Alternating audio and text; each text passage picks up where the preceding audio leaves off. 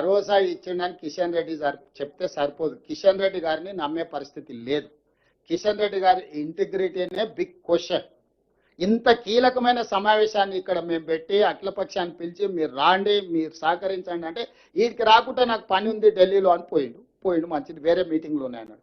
వేరే మీటింగ్లో ఉన్నాయన రేపు పొద్దుగాల మేము జలశక్తి మినిస్టర్ని కలిసి ఉంది మాతో కలిసి అంటే ముందుగానే పోయి ఆయనకు వాళ్ళు ఏమొచ్చినా వాళ్ళకి ఏం మాట ఇయ్యకు, ఇది కట్టుకొని చంద్రబాబు నాయుడు అడ్డం పోతే నా మంత్రి పదవి అవుతాయి. ఎందుకంటే ఇప్పుడు మోడీ గారు చంద్రబాబు నాయుడు మద్దతు ఉపసంహరించుకుంటే మోడీ ఉండడు, మోడీ దిగిపోతే కిషన్ రెడ్డికి ఉద్యోగం ఉండదు.